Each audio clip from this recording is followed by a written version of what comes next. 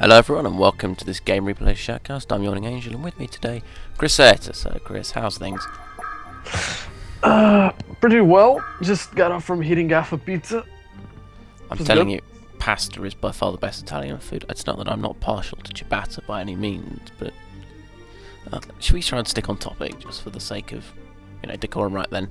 So today we've got a scrim for you, played between KDe, obviously the German superstars, and MSI, who as far as I'm aware are mostly Finnish, though Fresh Fro's Danish, not quite sure exactly where everyone's from. Obviously MSI missing Rexy since he's busy fighting for the Finnish army against Mother Russia and has been for the past 50 years. Instead he's being replaced by Ixu from Druids, who are, well, I don't know, I'm not quite sure what the status with Druids is. I know Loden left them, I think they've had a few other players leave them as well. I'm not sure if Ixu's joining MSI full time or just ringing, I'd have to ask, and I'm afraid I'm not entirely au fait. Obviously the big news about KD is they're now missing Levent. He's playing for them in this thing, but I believe he's now quit the team, so this is probably one of the last teams KD played with Levent. I'm not sure if we'll see any of the reasons he left this team, but this particular one. Chris, do you know why Levent left KD at all, or do you not? I think I read somewhere he's playing StarCraft 2, looking to get sponsored. Well, fair enough, that makes quite a lot of sense. I think some other players, obviously, in the whole scene, pretty avid fans of StarCraft 2 as well. Obviously, it's a big game, but I think Angry Testy in particular played it to a pretty high level. But then again, he's Korean. No, actually, he's Canadian. That's complete and utter garbage. Ignore me for a moment, would you? Anyway, looking at everything, we've got the bands Fade, Forsaken Archer, Chipper, Blade Rider, Soul Reaper, and Accursed, all of which are fairly standard and frankly uninteresting. The only people Forsaken Archer is a so-so ban. We don't always see her ban, but she's definitely strong enough as a semi-carry that, frankly, it makes perfect sense to take her out. Chipper, again, not always banned, but I'm strong solo mid and ganker. Blade Rider's got ridiculous lane control. Soul Reaper's just generally irritating, and Accursed and Fade are both broken. So, don't know about you, Chris, but certainly I didn't see anything special in those bans. Yeah, pretty standard ban. Surprised not to see Madman, but... Well, I think the thing about Madman, he's not a bad hero by any means, but equally, he's somewhat overrated. I mean, he is a ganker, fair enough. He does a very good job of roaming the map and initiating with Stalk and then ganking people with barrel roll, but at the end of the day, it's not, hugely game-breaking. There's definitely ways you can shut him down in the early game. He's definitely possible to out-carry, there are definitely better gankers around. I think he's definitely not a bad hero, but I think that the surprise value of, oh crap, how do we counter this Madman guy, had quite a lot to do with it. And I think the other thing is just that people aren't quite used to playing around him yet, because obviously Load brought him out, no one knew what they were doing about it, and they had quite a lot of success with it. Fresh Pro's also done quite well with it, but I mean, I've seen Fresh Pro in a previous game fail pretty badly with it, so it's definitely not the horribly broken thing that some people are making it out to be, and I'd quite like to see a little bit more of Madman competitively before we cast him aside as an OP hero in need of nerfs. I don't know what your thoughts on the hero are, but certainly that's where I think he lies at the moment. Nah, it's just that it fits too well with the metagame, and especially since you can 1v2 a lane and allow for a tri lane. Well, yeah, especially with career bottling and... Yeah, that's definitely one of his selling points, the way he could just sit back, use Stalk to farm up. And obviously he does do very well at being able to just farm up very quickly using Stalk and Barrel to eat creep waves even without a Rune Axe.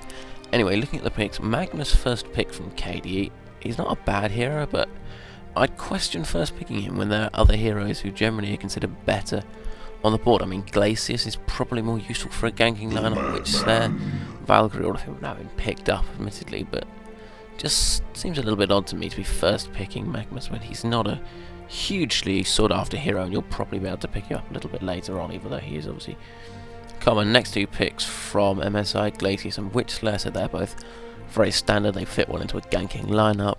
Then we had Andromeda and Valkyrie, so again, more gankers from KDE, and really both sides here just looking certainly to be going for a very heavy ganking strategy. The next picks from MSI were Madman and Thunderbringer, so looking at what we'd like to see from MSI, I think we've probably got Thunderbringer solo mid coming out, Glacius Madman lane, Witch Slayer going with whoever K ends up picking. We don't normally see MSI on that tri lane, but certainly to me this looks like a fairly standard ganking game from both sides. Don't know about you, but that's what I think. Yeah, not quite sure on it yet. I'm hoping to see K pick up Swift Blade or... Yeah, Swift Blade seems like it fit in that lineup for some reason. I'm not too sure, because you could run Witch Slayer Madman as a lane, but I think Glacius is probably the better babysitter, and not too sure about... I mean, the double carry lineup kind of works, but it does also sell off a bit of ganking capacity, so it can cut into your ability to deal with it, and when you've got two teams going for a ganking strategy, you really don't want to come out second best for that. Last picks, Puppet Master and Pebbles, both fairly standard to be honest. I've seen a bit more of Puppet Master. He was obviously pretty much dropped out of the competitive scene immediately after its hard nerf, but people have sort of come back to the fact that he's still got a ton of disable and he's still a good carry, so Hanny picking him up for KDe and Pebbles the last pick again. A hero we've seen more and more recently simply because as the metagame shifted more towards ganking, he's suddenly become much more useful for his capacity to run the map insta-giving people, whereas obviously way back in the 1.6 something days when we were mainly seeing turtle struts after the SMM Dota tournament, he wasn't too useful then, and he wasn't wonderful in the push straight. He wasn't bad in them, to be fair, but I think certainly he's really coming to the fore now that the metagame really revolves around ganking, so obviously both teams gone for a gank heavy strategy, even though MSI have maybe sold out a little bit to carries as well, but who do you think's got the better side here? I guess it depends on just how long the game drags on. I mean, if it ends really quick, I'm giving it to MSI. If it ends mid-game, it's obviously KDE, but if it drags on a little more even, you gotta give it to MSI again. Well, I think the thing for me is that MSI's lanes are pretty decent. They've got Glacius, Madman, and Witch Slayer, Chronos. I guess maybe they're going to switch the carries around, but they're not brilliant. Whereas KDE have got lots and lots and lots of potential to be really aggressive early game. I guess we're going to see that Puppet Master soloing Valkyrie, Magnus, maybe Valkyrie Andromeda. No, that can't work, can it? So either going to be, I'm guessing Valkyrie, Magnus, and Andromeda Pebbles is probably going to be what we're going to see. And both those lanes have got really aggressive double stuns, so I just think if MSI aren't careful, they're going to end up seeing their carries killed repeatedly early game. That's going to really cut into them.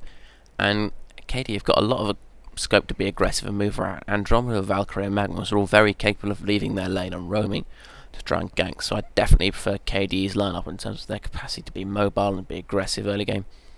Might even see a tri-lane, I guess, if you maybe ran something like Pebbles, Magnus, and Andromeda with Valkyrie and Puppet Master solos. You could really try and put the squeeze on one of these carries, though I'm not sure that the motive to do it is really there, since the tri-lanes tend to get run more as a method of farming up a carry than as a method of trying to shut one down these days, especially as we saw at SWC. But certainly, for me, I really like what KDE have done here, just picking this super aggressive lineup and giving themselves a lot of scope to move on and be aggressive early. Obviously, if they're not careful and they end up letting the game go on too long, they are going to get brutally mashed by carries in the late game, but I reckon it's a price worth paying, and it should definitely make for an exciting game. What, in terms of fitting babysitters to heroes, what exactly do you think we're going to see? Magnus, Glacius and Madman, and then Witch Slayer and Chronos, or the reverse of that?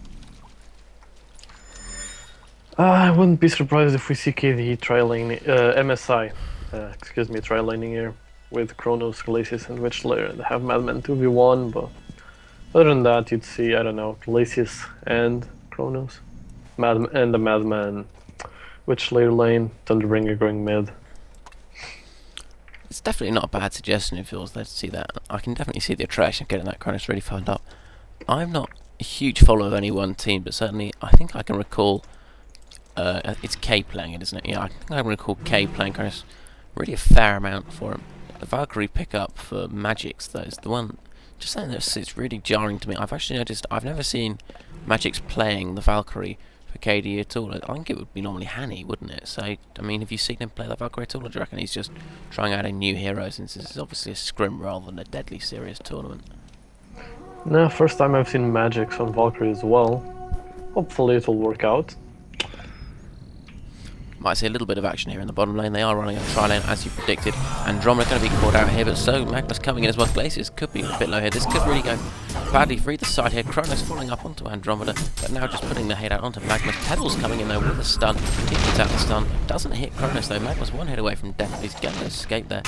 Dear me. So tri-lanes from both sides here, but definitely more aggressive tri-lane from this KD side, and I think they may have seen MSI coming here. They've really just put three super aggressive heroes down to this bottom lane to try and put the pressure onto K's tri-lanes early, and this could actually work out really, really well for them, because obviously one of the best ways to counter a tri-lane is with another tri-lane, and I can't help but feel that something really aggressive like this is going to be exactly what they need to do to try and put pressure